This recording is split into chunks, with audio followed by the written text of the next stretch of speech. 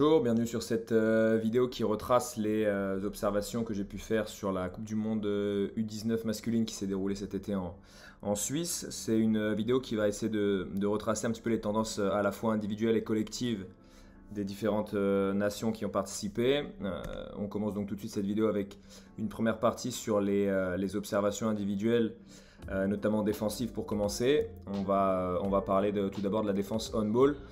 On voit ici le défenseur argentin en pression tout terrain sur la balle et on essaie d'observer un petit peu ce qu'il peut faire avec l'absorption du contact sur son torse notamment et le fait de lever les bras. C'est une séquence qui sera beaucoup plus flagrante encore ici sur la défense on-ball. Toujours pareil, le meneur argentin, là on voit bien qu'il prend le contact avec son torse et donc qui cherche ensuite à lever les bras tout de suite pour montrer à l'arbitre que le contact n'est pas irrégulier. Je trouve ça intéressant de voir la vitesse à laquelle il lève ses bras après avoir pris le contact. On peut voir ici, là, tout de suite. Donc voilà, c'est quelque chose qui est revenu plusieurs fois dans les observations, notamment sur la défense on-ball, que ce soit tout terrain comme on a pu le voir, ou bien demi-terrain comme sur cette séquence ici aussi.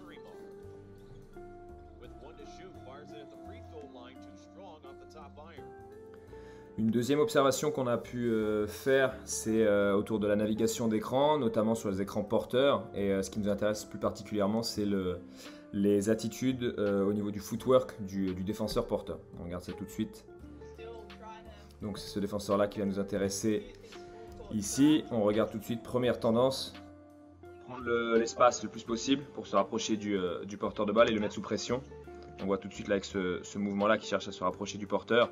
Et en faisant ça, en fait, il surpasse l'écran car l'attaquant n'a pas été assez précis, assez rigoureux sur sa prise d'écran, ce qui fait qu'il n'y a pas de décalage et donc pas d'avantage pour l'attaque. Séquence aussi intéressante ici avec le défenseur canadien qui a une grosse qualité d'appui. Et on va le voir là passer au ralenti sur l'écran, donc juste ici.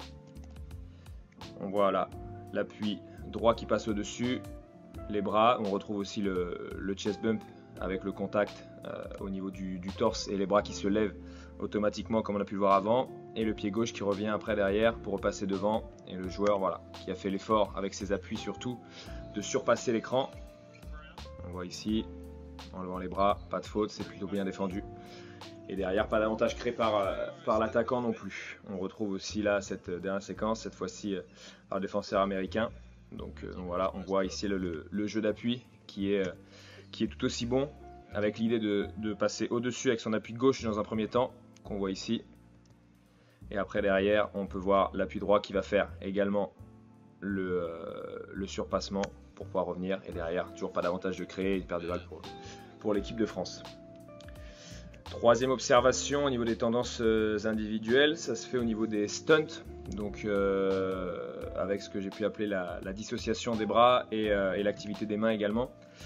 C'est quelque chose qui est revenu assez souvent. On voit ici Léon Ciferlin là, qui fait hésiter pendant très longtemps le porteur de balle suisse. On revient un petit peu en arrière. On voit ici qu'il a vraiment la main gauche qui va plutôt gêner la trajectoire de la passe pour essayer de dissuader un petit peu et obliger le porteur de balle suisse à soit faire une passe en l'air, soit faire une passe à terre, ce qui va donner un gain de temps notamment pour lui permettre de revenir et faire son close-out derrière.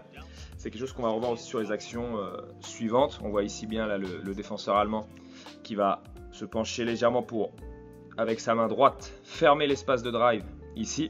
On voit ici la main droite et la main gauche qui vient également fermer elle, ou en tout cas contester la ligne de passe, de façon à ce que le joueur slovène puisse recevoir la balle dans les moins bonnes conditions possibles. Je vais la remettre au ralenti pour que vous puissiez aussi apprécier le travail d'appui du joueur allemand. Stunt, et de reprendre, et derrière on revient sur une situation de close-out avec un tir contesté. Ici, le joueur australien, plutôt intelligemment, va se faire un petit peu oublier sur sa ligne de passe. Et au dernier moment, sur au moment de la passe du joueur canadien, va tendre le bras pour tenter de l'intercepter. Le stunt est plutôt bien réussi. Ici, l'espace est à la fois fermé et la balle est touchée, la deflection. Ce qui fait que ça donne le temps. Ça aurait pu donner une contre-attaque, malheureusement, ça n'a pas pu être exploité derrière. Autre tendance qui a pu être observée également sur ce mondial, c'est au niveau de la défense des close-out, et notamment la reprise des joueurs sur ces situations-là. On va le voir à l'écran tout de suite là avec le défenseur slovène. Et ce qui est intéressant de noter, c'est sa course, et notamment la fin de sa course où il ne fait pas la multiplication d'appui qu'on peut avoir tendance à prôner dans l'apprentissage des close-out défensifs, mais on va plutôt observer un petit peu son travail d'appui ici sur sa reprise de joueur. On va voir sur son pied gauche ici qui fait une sorte de pré-appel pour réduire la distance, et ensuite derrière on voit le jump stop à 2 pieds directement. Donc c'est quelque chose qui est assez intéressant, qu'on verra plusieurs fois, ce pré-appel jump stop pour couvrir en fait le plus de distance possible et ne pas s'arrêter trop tôt sur le retour, sur le close-out. Pareil ici, le défenseur australien fait son close-out et on peut voir clairement là le jump stop, je vous le remets. On voit le pré-appel et le jump stop ici. Donc c'est une situation qui est revenue beaucoup de fois et j'ai de moins en moins observé la multiplication d'appui, on va dire assez classique enseignée. Pareil ici sur le joueur allemand, donc là c'est une défense un peu plus collective, mais on retrouve les tendances individuelles dont on a parlé juste avant, donc notamment ici le close-out de Christian Andersen qui vient faire ici le renvoyer dans le dribble. On a le numéro 2 allemand qui vient également stunter pour fermer l'espace. Le stunt est vraiment très intéressant, notamment quand on repense à ce qu'on a pu dire précédemment. On voit ici l'activité de la main qui vient fermer et l'autre main qui après derrière gêne plus la ligne de passe et revient ici. Donc c'est une défense intéressante de la part de l'équipe d'Allemagne avec à la fois le close-out et le stunt dont on a pu parler jusqu'à présent. On passe à l'attaque maintenant, donc un peu dans le même principe, il y aura plusieurs clips pour illustrer les différentes observations. C'est des observations qui vont se concentrer essentiellement sur les techniques au niveau du 1 contre 1 offensif, individuel et notamment aussi au niveau des finitions. La première séquence, c'est au niveau du changement de rythme. On va voir ici Jordan Charles, le meneur canadien qui a fait un très bon tournoi d'ailleurs, et notamment par sa capacité à casser les lignes et les 1 contre 1 défensifs, à gagner ces 1 contre 1. On voit ici donc, première tendance observée, c'est vraiment cette idée de changer de rythme. Et là on peut observer également, je vais la remettre au ralenti, on observe également cette idée du cassage de bras, de l'attraper, qu'on voit ici là avec Jordan sur son bras gauche, qui prend vraiment de vitesse le défenseur américain en faisant ce sort de stop and go. Et après derrière son bras qui vient aussi également casser le bras du défenseur pour lui permettre de franchir directement sur sa ligne de drive. Pareil ici, un drive beaucoup plus puissant mais tout aussi intéressant techniquement. On voit là que le joueur australien ralentit avant de remettre un coup d'accélérateur juste avant de passer et de pouvoir protéger son ballon. On y reviendra juste après au niveau de la protection de balle. Ici Ejedi Mensah, c'est un petit peu dans le même style, qui se joue un peu de la défense française. On observe que là il va ralentir juste après avoir pris son premier écran.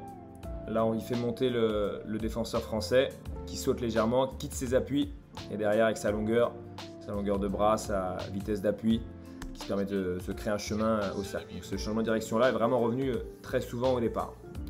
La deuxième observation qu'on a pu faire concerne le body control, notamment le shoulder bump sur ces situations de 1 contre 1. C'est quelque chose qui est revenu assez souvent. On va le voir sur la première situation ici avec Christian Andersen, le meneur allemand qui jail son défenseur et utilise son épaule pour garder son joueur dans le dos. Une fois que l'écran a été posé, le premier décalage a été créé, ce qui lui permet de rester en contrôle et de garder ce temps d'avance pour pouvoir exploiter au mieux son 1 contre 1 derrière. Pareil ici, on voit la réduction de distance, le premier bump qu'on va revoir là, on ralentit. Premier bump ici, au niveau du elbow, création d'espace, il reste en contrôle. Deuxième bump ici, avec son épaule, pour pouvoir se créer l'espace de tir. Voilà.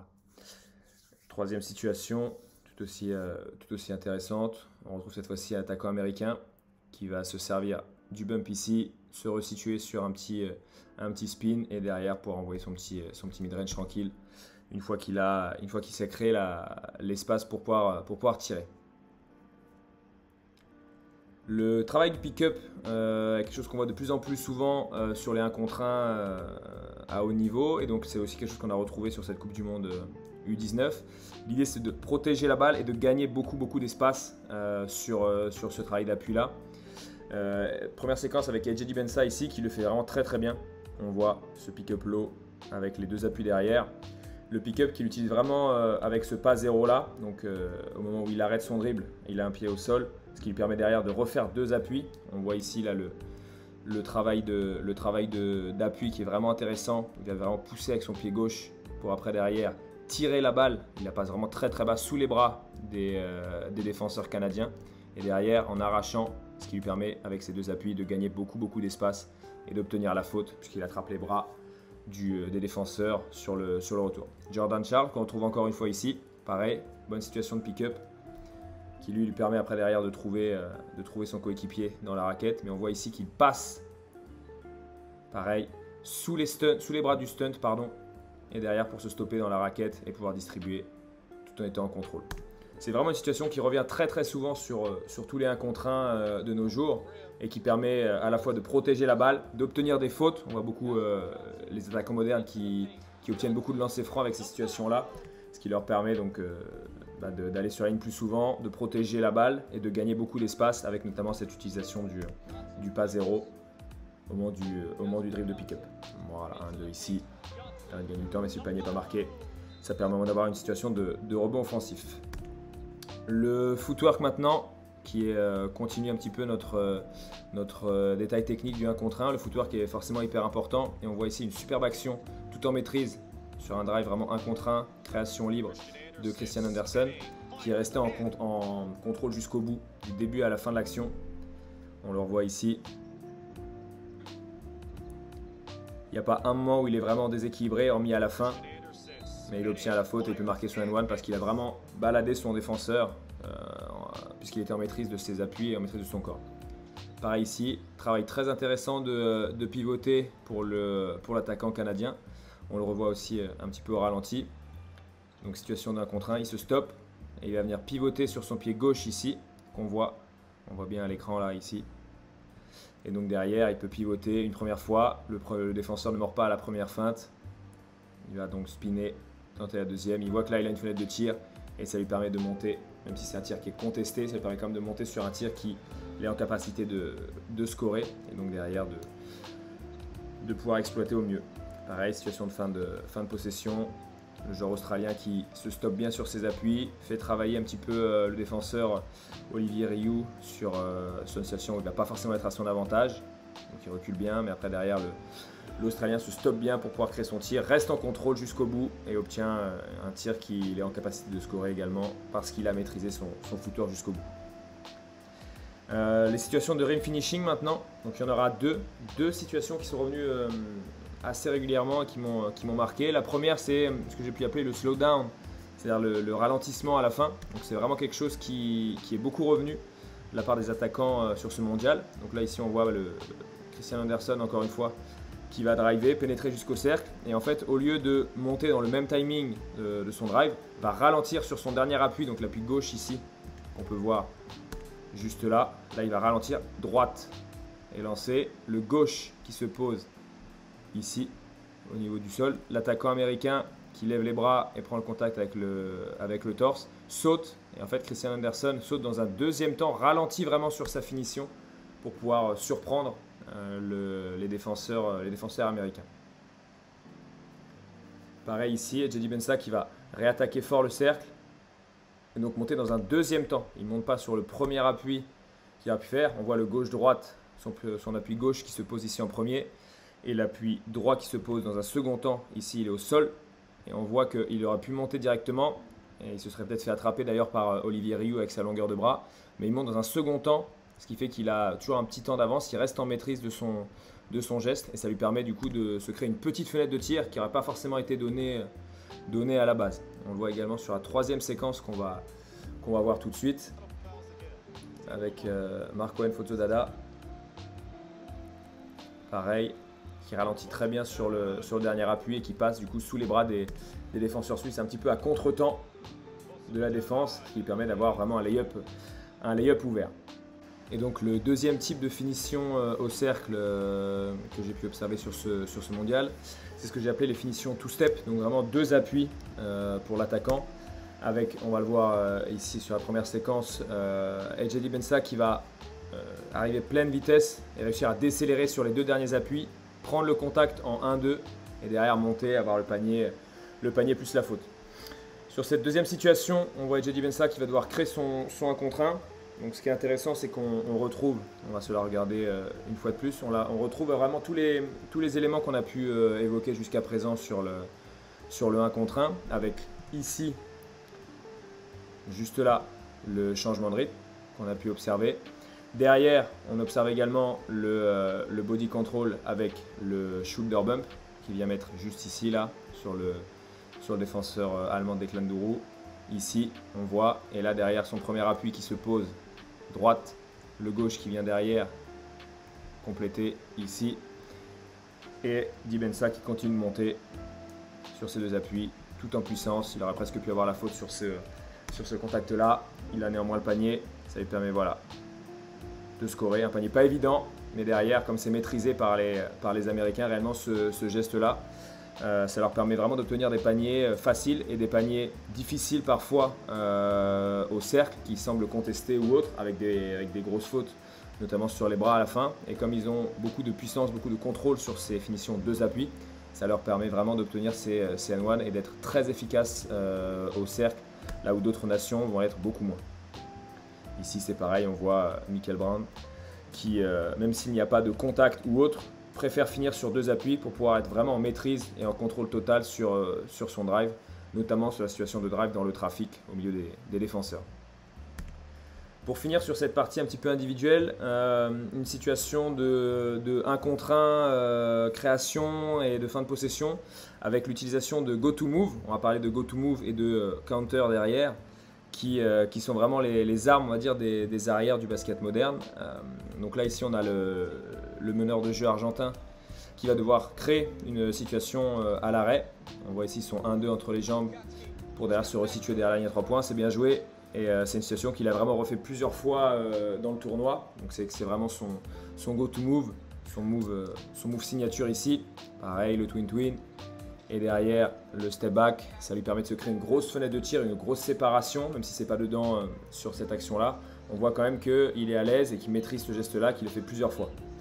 Pareil ici, voilà. Donc ça c'est une situation de go to move, c'est la situation qu'il va faire vraiment le plus souvent. Néanmoins les défenseurs vont réussir aussi à s'adapter et proposer autre chose en défense pour ne pas se faire battre de la même manière systématiquement.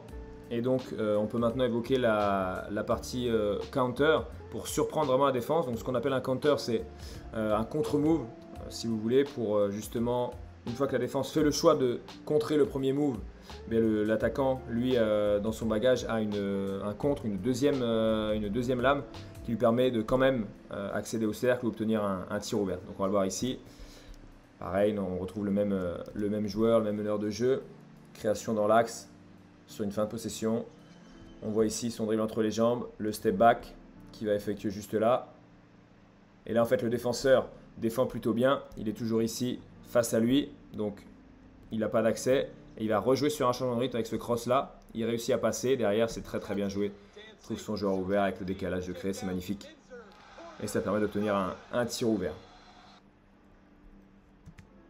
Voilà, donc on en a terminé avec la première partie sur les observations techniques individuelles, que ce soit défensives ou offensives. On va passer maintenant aux observations plutôt collectives. Comme tout à l'heure, on commence par la défense, avec cette recherche d'efficacité sur des situations spécifiques. On va en voir 2 notamment. La X-Rotation, qui est une rotation défensive à 2 à l'opposé du ballon, qu'on va détailler ici. On voit donc une situation de post-up, avec plusieurs joueurs à l'opposé ici. Et en fait, ce qui va nous intéresser, c'est du coup la rotation défensive entre les 2 joueurs. C'est les 2 joueurs serbes qu'on va voir ici. Donc le safety, le goalkeeper, parce qu'on a le joueur là qui est venu trapper sur le post-up. Donc ce qui fait qu'on a un 3 contre 2 à l'opposé.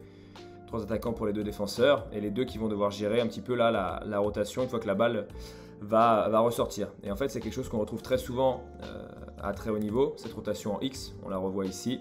Donc le joueur là qu'on appelle le goalkeeper va prendre en charge la première passe qui va sortir directement sur le joueur du corner. Donc le goalkeeper va directement au corner et on a le safety qui va lâcher le joueur ici puisque la rotation après va se refaire là à 2. On a une rotation en X, donc ce joueur-là, le safety qui va reprendre le joueur du haut et le joueur, le goalkeeper qui va prendre la première passe ici pour essayer de limiter le plus possible le temps d'avance pour l'attaque. Donc on va la retrouver ici également. Là c'est une situation de pick and roll, donc ce sera peut-être aussi un peu plus clair, un peu plus lisible. Donc on a le safety en position basse ici, le low man, le goalkeeper qui devra toujours prendre la première passe. On a la balle qui est ici sur la situation de pick and roll. La balle qui va sortir sur le joueur du corner ici. Et on voit tout de suite dans la passe, et ça c'est quelque chose qui est très important, c'est de bouger dans la passe. Le joueur qui était là, qui vient faire son close-out ici. Le joueur qui est en position de safety qui vient lui faire son close-out là. Donc on a très peu de temps d'avance pour l'attaque. Les deux joueurs sont plutôt à l'heure. Et au final, ça finit par une paire de balles, ça finit par un marché parce que les deux joueurs servent, ont vraiment très bien joué le coup sur cette rotation-là. On le revoit encore ici, le croisement, et ça permet d'impliquer le moins de joueurs possible sur la rotation défensive. Pareil ici pour les Allemands, même si à la fin ça ne va pas se terminer de la meilleure manière. On a le safety ici qui va devoir intervenir pour couvrir le rôle du grand Slovène. Le goalkeeper qui lui sera en charge des deux joueurs à l'opposé défensivement, donc il va devoir être efficace et prendre de la place. La balle est renversée et on voit ici, il tente de jouer un petit peu le bluff en se mettant sur la ligne de passe. Le joueur slovène joue plutôt bien le coup en feintant un petit peu la passe, ce qui permet de s'offrir un drive au cercle, mais on apprécie le travail défensif collectif de la part des Allemands, avec ici la couverture, ici la rotation également de Christian Andersen. Voilà pour la X-Rotation. On passe maintenant sur les situations de défense de drag screen, donc les écrans de transition et ce qu'on a appelé le wall-up. C'est vraiment cette idée de faire un mur devant la balle. Donc on voit ici l'Allemagne qui repart en transition, écran porté par l'intérieur allemand. Et ce qui va nous intéresser, c'est le positionnement de ce joueur-là, américain en défense, qui ici va vraiment couvrir l'espace. On voit ici là avec ses attitudes de bras, il prend beaucoup d'espace et en fait ça permet avant tout d'impliquer le moins possible le défenseur intérieur ici. Et donc ce qui permet après derrière de garder, on va dire, cette cohérence défensive sans trop impliquer le grand, sans créer trop de décalage.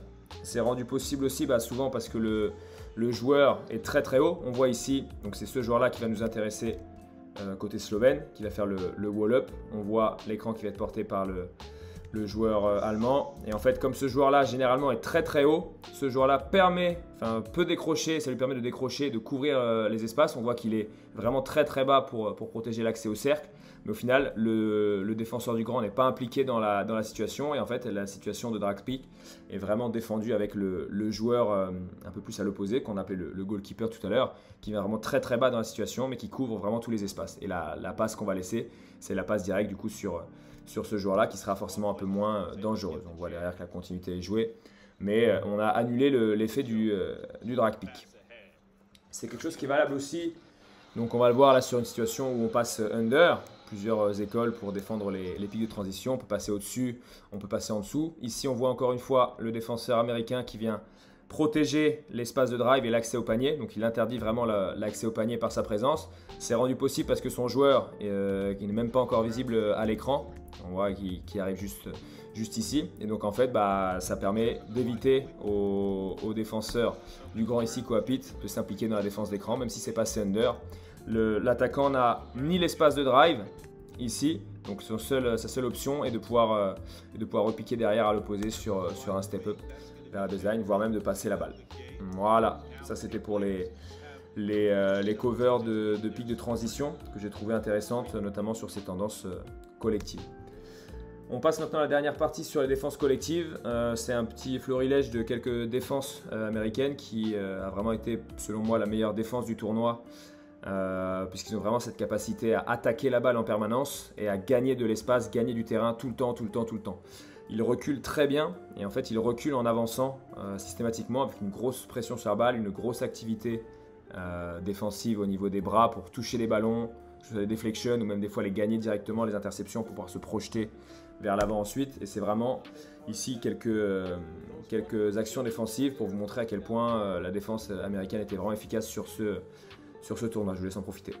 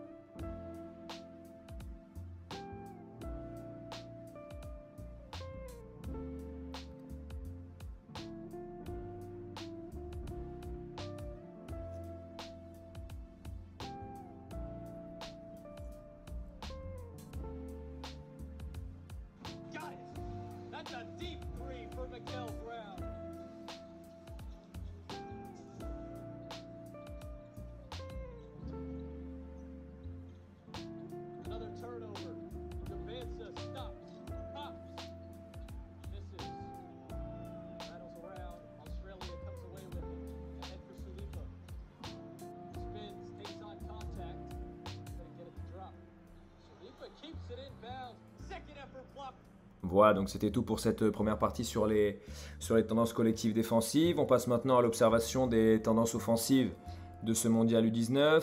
La première tendance qu'on va observer, c'est notamment sur les écrans on-ball, donc porteur de balle, avec les écrans flip screen ou Varejao screen pour Anderson Varejao.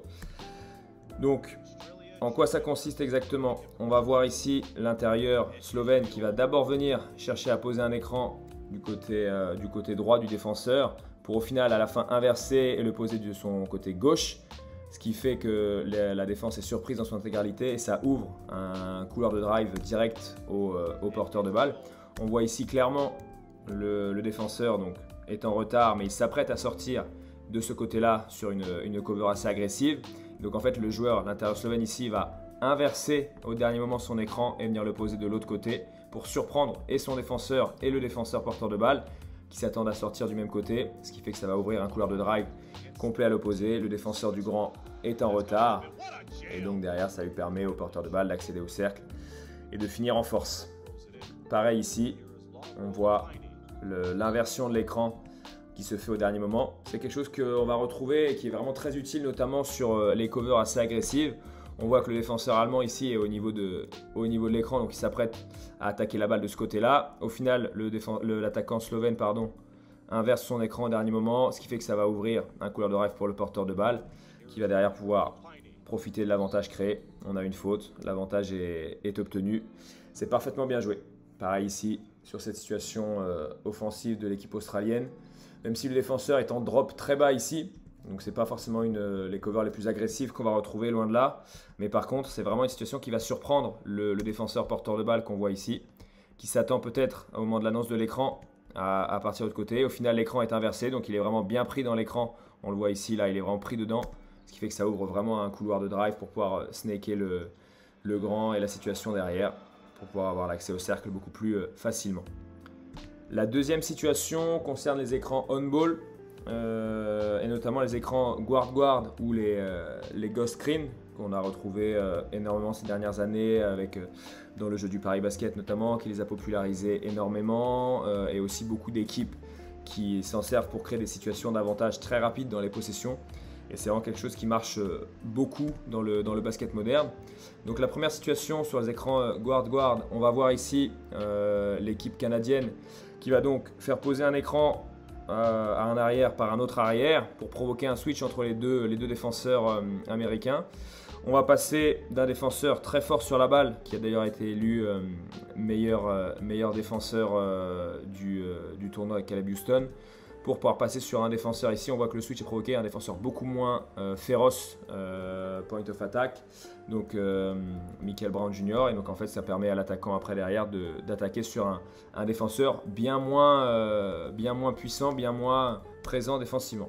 Voilà, donc ça c'est le premier type d'écran guard sur cette provocation de switch.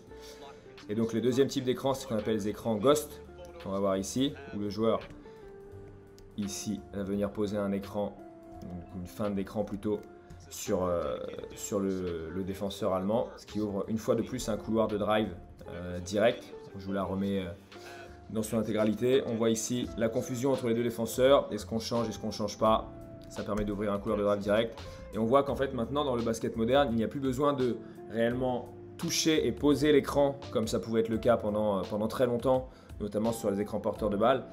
Pour créer vraiment un avantage, on peut ghoster l'écran et être dans cette situation de feinte. On voit que même si les défenseurs peuvent être prévenus, ça reste quand même quelque chose qui est très difficile à défendre. Et là on voit la confusion entre les deux défenseurs allemands. Est-ce qu'on switch, est-ce qu'on switche pas, qu'est-ce qu'on fait? Et au final l'attaquant slovène en profite et ça lui offre un couloir de drive direct et un accès au cercle beaucoup plus facile. Pareil ici, la Suisse qui l'a très bien exploité contre la France à plusieurs reprises. On voit Dayan Nessa qui bénéficie de l'avantage. Donc, sur la séquence d'avant, avec les attaquants slovènes, on avait pu voir que c'était le porteur de balle qui avait bénéficié de l'accès au cercle par la confusion des défenseurs. Là, ici, les deux défenseurs français vont se jeter à deux un petit peu sur la balle et donc oublier complètement le poseur d'écran à l'opposé, ce qui fait que ça lui donne un couloir de jeu direct. Malheureusement, c'est mal exploité après à la fin, mais dans l'idée, l'action était bien jouée. Voilà, donc une nouvelle tendance offensive qu'on va observer maintenant, c'est ce qu'on appelle le tagging. Donc c'est une situation qui a été popularisée énormément par le Paris Basketball ces dernières années, qui est une situation collective, une stratégie collective pour aller impacter au rebond offensif, mais on va le voir, pas que au final.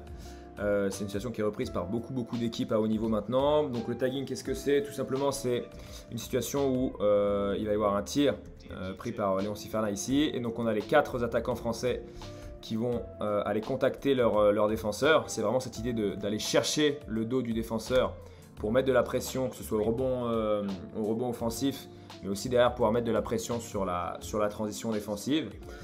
On va voir du coup cette tendance-là réalisée sur le même match, mais par l'équipe suisse. Donc ici, on a un tir de l'attaquant.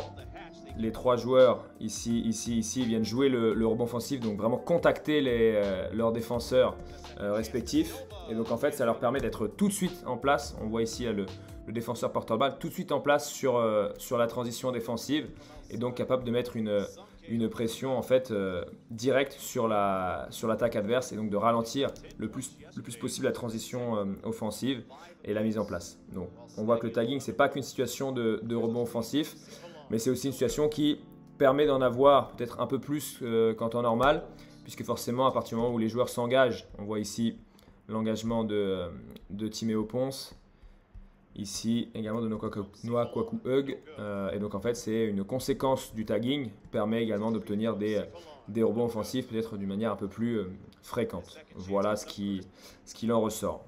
Donc on arrive bientôt à la fin de cette vidéo, il ne reste plus que 2 tendances à observer. Dans les 2 dernières, c'est ce que j'ai pu appeler les entrées dribblées, qu'on a pu observer de plus en plus, notamment utilisées par les équipes nord-américaines. Les entrées dribblées, en fait, ça consiste à aller chercher un joueur sur un main à main en dribble, un DHO, pour directement créer une situation de chaos dans la défense. On voit ici une autre situation américaine, où là, le main à main permet d'amener beaucoup de vitesse et de rythme pour un attaquant très puissant, et donc de lui permettre d'attaquer lancé, même si l'attaque ne se termine pas par un panier. Ce qui est intéressant, c'est de voir l'avantage qui est pris à ce niveau-là, au moment du main à main. Ici, on voit que les 2 défenseurs communiquent entre eux. Le défenseur lui dit de changer ici, l'autre ne change pas. Donc, ça fait que ça laisse une possibilité de drive et un couloir de drive pour l'attaquant américain. Comme je l'ai dit, ce n'est pas exploité au mieux ici, mais ça permet de lancer l'attaque avec beaucoup de rythme. Et c'est souvent des situations qui sont dures à défendre, à l'image des ghost screens. Donc là, on a une entrée dribblée avec la continuité qui est offerte derrière par l'équipe canadienne. Voilà, donc là, ça permet d'attaquer avec beaucoup de rythme, beaucoup de mouvement, et de profiter, de bénéficier des décalages créés par cette entrée dribblée. Comme je l'ai dit, c'est très popularisé par les équipes au style de jeu nord-américain, donc que ce soit les États-Unis, le Canada, et on va le retrouver aussi sur l'équipe australienne ici. Donc, ce qu'on a appelé ce que j'ai appelé l'Australian Offense, avec cette attaque en 5 out, beaucoup basée autour du Read and React. Vous allez voir, là il y a plusieurs séquences, je vais les laisser dérouler, mais je vous laisse profiter de ces situations offensives. C'est vraiment des situations intéressantes avec des enchaînements d'actions plutôt basés autour d'une motion et de lecture et de prise de décision en fonction de ce que fait la défense, des réponses, du jeu sans ballon, et c'est vraiment très intéressant. Donc je vous laisse observer ces situations-là pour l'équipe australienne.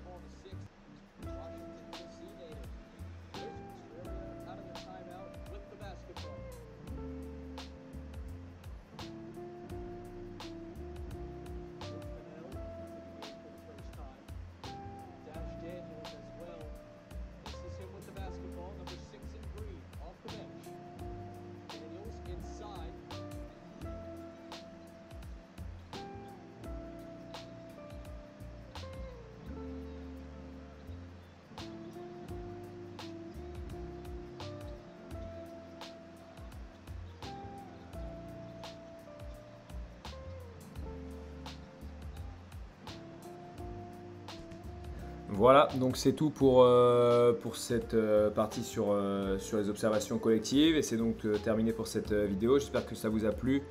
Donc n'hésitez pas à me contacter si jamais vous avez envie d'échanger ou besoin de précision. En tout cas, ça a été un plaisir de pouvoir présenter ces situations-là, ces observations et donc j'espère avoir l'occasion de le refaire à l'avenir, parce que c'est toujours intéressant de voir ce qui peut se faire au niveau des tendances, que ce soit offensives et défensives, du basket moderne. Voilà, merci à vous et à bientôt.